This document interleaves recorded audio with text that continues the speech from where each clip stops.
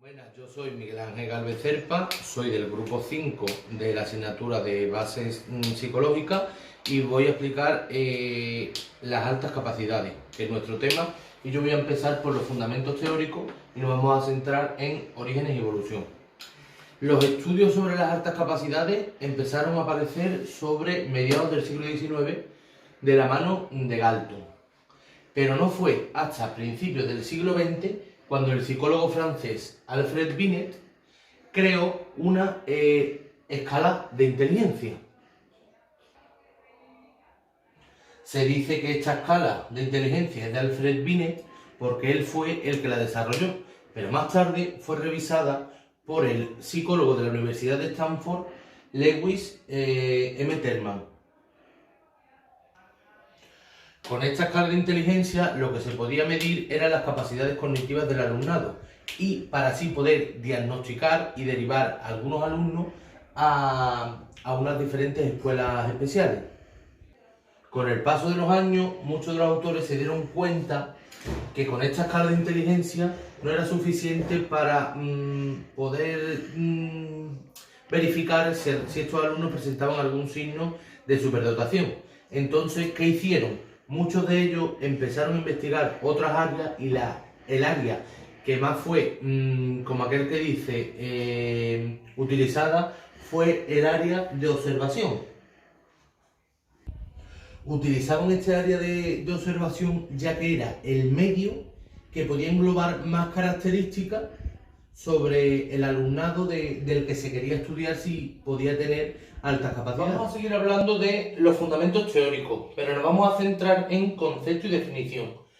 Para ello tenemos que hablar de tres grandes autores. Vamos a empezar por el primero, que es Sánchez Hanea de 2013. Este autor lo que decía es que para que sea el alumnado con altas capacidades debe encajar en algunas de estas tres características: talento simple, talento complejo o superdotación intelectual. Otra cosa que debemos hacer es saber diferenciar entre talento y superdotación intelectual. A ver, hay que saber diferenciarlo porque la superdotación intelectual son aquellos alumnos o alumnas que destacan por la totalidad de las capacidades o actitudes. Pero sin embargo, aquellos alumnos que presentan un talento quiere decir que tienen una superioridad en algún área o aptitud específica, ¿vale? Y otro aspecto que hay que saber diferenciar es entre talento simple y talento complejo.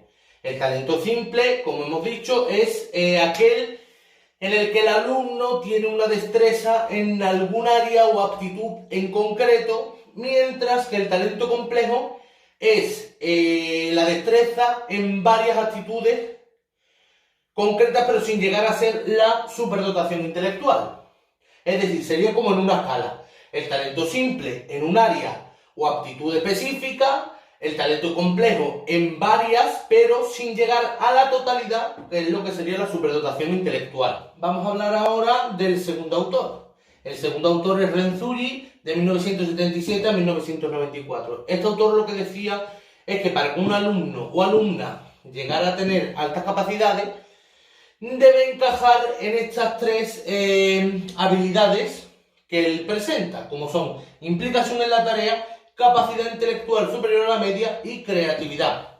Con esto, lo que él decidió fue hacer un modelo teórico al que llamó teoría de los tres anillos. Pero más tarde, pues hubo como una matización por parte de Mons en la que dijo que las altas capacidades no era una capacidad estática, sino que era el resultado entre factores innatos y el ambiente que envuelve al sujeto. Es decir, con esto él dijo que la teoría de los tres anillos de Renzulli debería de ampliarse, ya que se le había introducido a esta teoría un contexto social y evolutivo del alumnado, con lo que se dio lugar al modelo triádico de la superdotación. Hola, yo soy Darío Tortosa Sánchez, pertenezco al grupo T4 y voy a hablar en concreto del apartado 1.3, Teorías y modelos explicativos, que pertenece al tema 5 de las altas capacidades. Como bien he dicho, mi apartado es el 1.3, Teorías y modelos explicativos. Aquí en la pantalla podéis ver los 3 tipos de teorías que vamos a hablar. Bueno, aquí en concreto 2 tipos, en la siguiente el último. Bueno, hay que tener en cuenta que los modelos explicativos tienen una estrecha relación con las teorías implícitas y explícitas. A continuación vamos a presentar 3 tipos de teorías o modelos sobre el tema que estamos dando, las altas capacidades. La primera de todas, que podéis ver aquí, es la teoría de los 3 anillos de Renzulli. Esta teoría surgió en 1978 y Renzulli formuló una teoría sobre la superdotación, que estaba interrelacionada por la implicación en la teoría, la creatividad y el cociente intelectual, o también dicho, la alta inteligencia. Esta teoría estaba dividida en 2 áreas. Por un lado, las áreas de ejecución general y por otro lado, las áreas de ejecución específica. Fue una teoría muy innovadora, ya que vinculaba la inteligencia humana al coeficiente intelectual.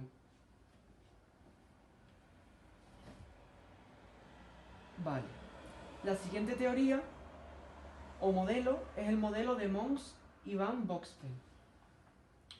Esta es muy sencilla, pues simplemente dice que este modelo, llamado interdependencia triádica, de la superdotación está basado en la triada propuesta por Renzulli, es decir, que tiene que ver con la teoría que explica anterior, añadiendo a la triada social de la familia, el colegio y los compañeros o amigos.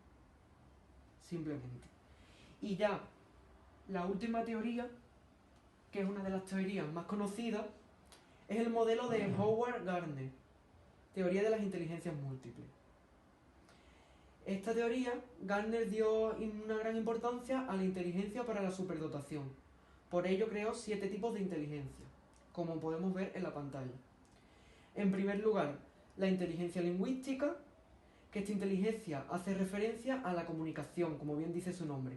Comunicación oral, escrita, la escritura, gestualidad. En segundo lugar, la inteligencia lógico-matemática, que, como bien dice también, hace referencia al razonamiento lógico y a la resolución de problemas matemáticos.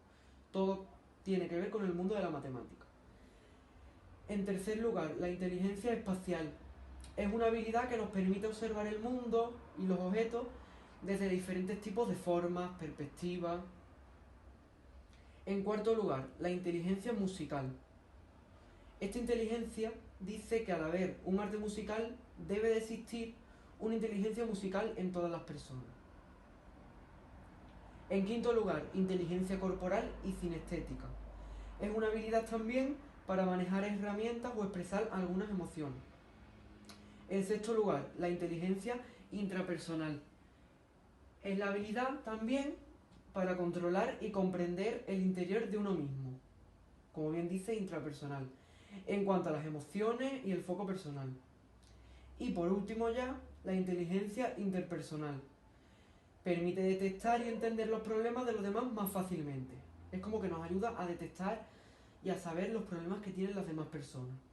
Y bueno, hasta aquí espero que haya estado bien explicado y bien formulado.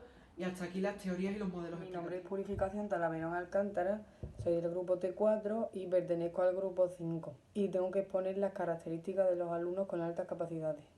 Los niños superdotados poseen varias características y presentan también entre ellos diferencias entre sí como el resto de los niños. Aunque no tengan un perfil único, se pueden encontrar características que determinan como un acceso precoz en estadios del área del desarrollo. Y las características que se pueden destacar más es las que están implicadas en el aprendizaje, como cognitiva, lenguaje, los estilos de lenguaje, los estilos de aprendizaje y los problemas de rendimiento. Ahora, en las características cognitivas, la mayoría de los estudios se basan en comparar a los niños superdotados con niños de inteligencia media, de la misma edad. Y algunos investigadores utilizan la base de la teoría de Piaget, donde se ilustra características intelectuales, ya que esa teoría era una teoría universal del desarrollo, donde se mostraba una estructura adecuada para estudiar y comprender la evolución y las habilidades que señalan como diferentes. Y Dark y Benbow explicaban que estas diferencias que tenían los superdotados se encontraban en la estructura del subsistema de procesamiento de información, donde ellos procesaban la información. Dentro de ello estaba el hardware, que era como el carácter biológico, el software, que era la gestión, y la base de datos, los tres.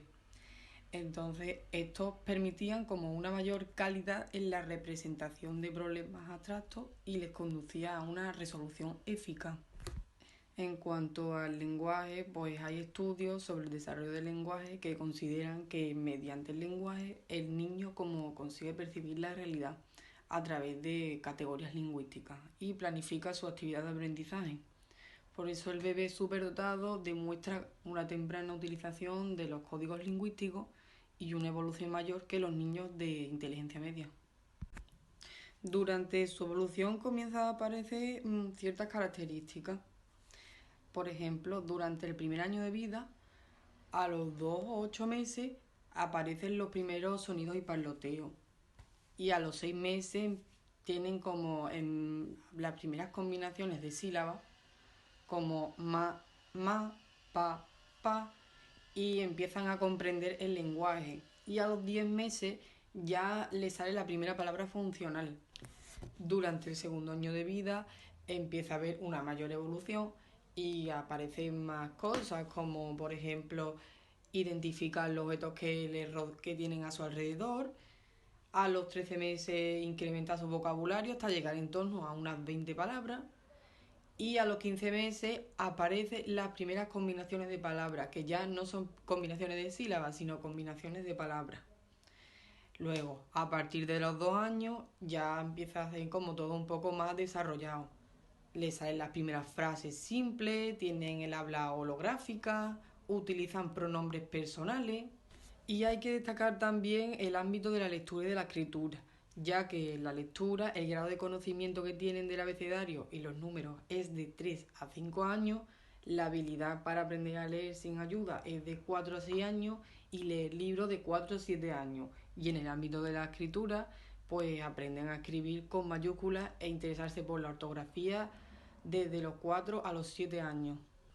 En el aprendizaje, la diferencia de los niños superdotados no proviene de sus capacidades intelectuales, sino de la forma o el estilo que tienen para aprender.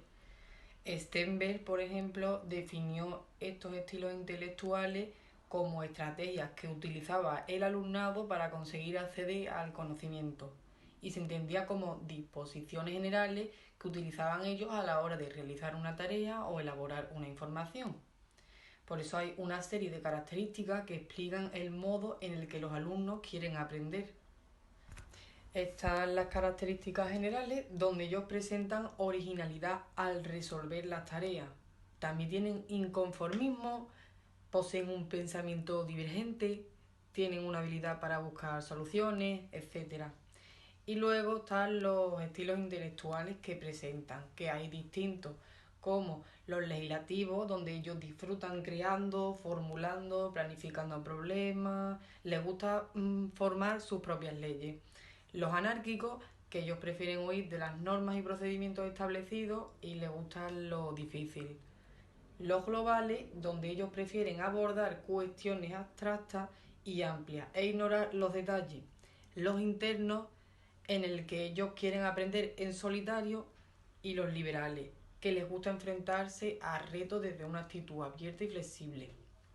Y por último están las características ambientales, donde ellos agradan los lugares espaciosos, los silenciosos, los que tienen luz, que están iluminados, y prefieren también, en cuanto al horario, como las primeras horas de la mañana. Y también nos encontramos con los problemas de rendimiento que poseen los niños y niñas superdotados, que es la causa del bajo logro académico, y proviene tanto de factores intrapersonales, donde se encuentra el temor al fracaso, el temor al éxito y el perfeccionismo, y los factores externos, que es a causa de la desmotivación, la falta de acomodación curricular, la ausencia de estrategias de aprendizaje adecuadas y la utilización adecuada para métodos instruccionales poco apropiados o inadecuados por parte del profesorado. Mi nombre es María Domínguez Carrellán, pertenezco al grupo T4 Educación Primaria y voy a presentar mi parte del tema 5 de altas capacidades, que es la identificación. la asignatura de base psicológica de la educación especial. Las altas capacidades no se evalúan solo con el coeficiente intelectual y una simple prueba. Además de esto, se tienen en cuenta aspectos como la familia, el colegio y el entorno. Por ello se evalúan tanto los estudios psicotécnicos como la contemplación de distintos ambientes y del mismo sujeto. Para reconocer al alumnado con dichas capacidades, es necesario prestar atención a las habilidades educativas de los niños y niñas, poner interés en su conducta y entender sus sentimientos. La localización de los alumnos y alumnas con altas capacidades se necesita para saber sus rasgos, contestar adecuadamente y de forma temprana sus requisitos, fomentar su energía, facilitar el mayor acercamiento a la educación y permitir el desarrollo normal para unas mejores condiciones de vida en la sociedad y una conducta decente y sensata. Actualmente, los expertos tienen escasos instrumentos para averiguar cómo encargarse, pero se ha averiguado que el mejor método para identificar estos casos es que un especialista en psicología los valore e identifique, ya sea en el colegio o en un centro particular. El procedimiento propuesto se centra en una idea multidimensional, orientada a comprender estas altas capacidades y prestar atención de forma adecuada a estos individuos. No puede realizarse en un momento, con documentos extraídos solo de test o en base a la inteligencia del alumnado. Este procedimiento usa habilidades e instrumentos diversos, que toma en consideración el progreso afectivo y social y su imaginación. Además, en él colaboran la familia, el profesorado, los compañeros y compañeras y los mismos alumnos y alumnas. Los familiares conocen más las particularidades de sus niños y niñas. El profesorado debe hacer una contemplación absoluta y prolongada del alumno o alumna para localizar las particularidades que diferencian a estos niños. Los compañeros y compañeras dan testimonio del aula que pueden ser útiles en la identificación, y el mismo alumno o alumna que puede hacer autobiografías que son eficaces para conseguir información. Al inicio del año académico, los profesores y profesoras harán la identificación a partir de la evaluación inicial de los alumnos y alumnas. Para esto se poseerá la información de los familiares, documentación de otros expertos, información de ciclos pasados, test de detección y se contará con el apoyo de orientadores. Durante el curso escolar se pedirá cooperación de los servicios de refuerzo educativo para examinar las condiciones y comenzar la evaluación psicopedagógica. A veces es la familia la que presenta la solicitud de actuación del colegio. Esta petición se realiza por medio de los tutores que tienen entendimiento y consentimiento de la familia, representante legal o el mismo alumno o alumna. La valoración psicopedagógica se basa en intervenciones cooperativas, dirigidas a guiar el desarrollo educativo y las soluciones a la respuesta educativa. Las habilidades y herramientas de evaluación tales como la observación, las reuniones, los exámenes, estudios de trabajo y elaboraciones de los alumnos y alumnas y las pruebas psicopedagógicas serán aplicadas en función de la necesidad del caso. El seguimiento se hará entre los profesionales y la colaboración de los familiares. Ayudará a incluir cambios, avances en el procedimiento, examinar estrategias y organizar maneras para intervenir. Buenas, me llamo Enrique Galvez de Guzmán y pertenezco al T4 del segundo año de educación primaria. Mi grupo es el tema 5, titulado Las altas capacidades, y mi punto que voy a exponer a continuación es la intervención educativa. En relación con la intervención educativa, están las medidas LOCE, que son las que recogen medidas que flexibilizan la duración de los niveles y las distintas etapas del sistema educativo, sin tener en cuenta la edad. Por ello, las medidas de flexibilización son: la primera es aceleración. ¿En qué consiste la aceleración? Consiste en adelantar al alumno uno o varios cursos independientemente de la edad que tenga. Así, el alumno estaría en el nivel adecuado a su edad mental, dejando atrás la desmotivación, las malas conductas, el aburrimiento. Pero no solo se trata de avanzar un curso, sino consiste en seleccionar una alternativa que al alumno más le convenga. Por ello nos encontramos en distintas alternativas: admisión escolar precoz, paso a clase superior, aceleración clases presenciales, aceleración dentro de las clases ordinarias, programas concentrados y otra forma como el mentorado o uso de tutores. Vale. La admisión escolar precoz es buena para los niños que inician primaria un año antes de lo previsto, para que así puedan mantener su mismo grupo de compañeros a la etapa de su estancia escolar. El segundo, paso a clase superior, como hemos dicho, según la LOCE, un máximo de 3 veces en la enseñanza básica y una vez en la enseñanza postobligatoria. El 37% de los superdotados, en este caso, es acelerado.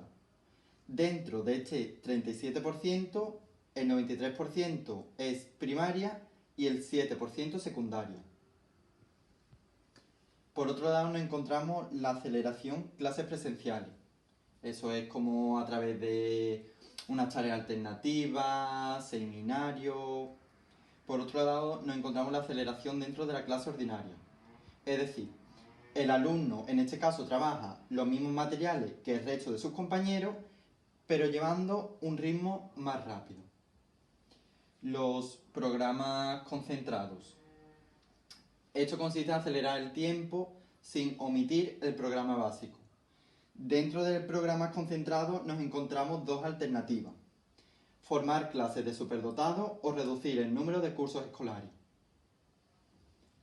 Y por otro lado nos encontramos otras formas de aceleración como el mentorado, el uso de tutores, etc. Por otro lado, nos encontramos con el enriquecimiento, que es otra medida de flexibilización. ¿De qué trata? Pues consiste en crear un currículo ordinario que está compuesto por actividades con mayores dificultad, que se hacen durante el fin de semana, las vacaciones, con el objetivo de que el alumnado superdotado adquiera conocimientos y habilidades a un ritmo más avanzado que el resto. Esto se puede analizar de diferentes maneras. Con el enriquecimiento orientado al currículum. Esto consiste en seleccionar áreas del currículum para desarrollarlas más detenidamente, por lo que el alumnado así estudia en todos sus ámbitos el problema que se ha planteado. Otro es el orientado al proceso, que el objetivo de este es desarrollar una serie de habilidades de pensamiento de alto nivel.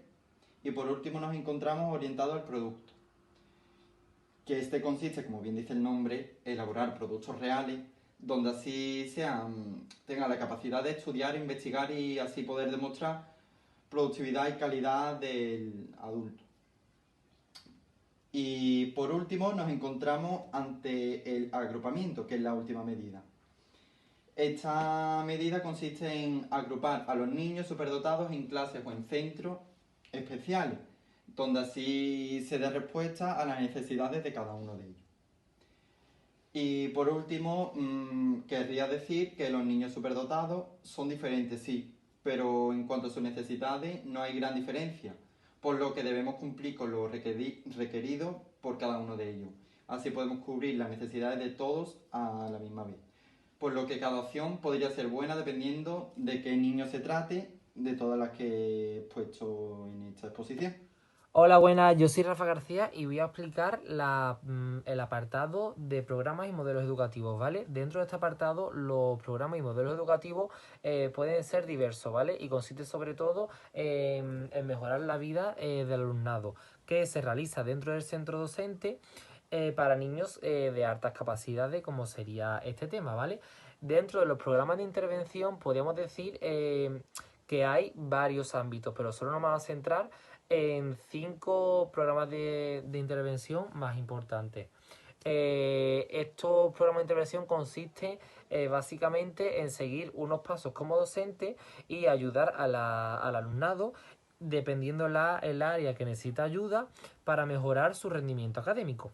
¿Vale? En primer lugar, un programa de intervención sería los programas para la estimulación de las habilidades de la inteligencia. Este programa lo que intenta es integrar todo lo aprendido sobre la psicometría.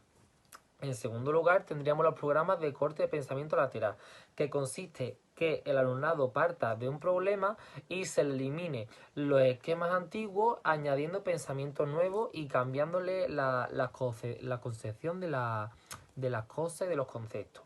¿Vale? En tercer lugar tendríamos los proyectos de inteligencia de Harvard, que este proyecto hace una metodología para mejorar el rendimiento del alumnado, favoreciendo unos recursos que involucren ciertas habilidades del pensamiento.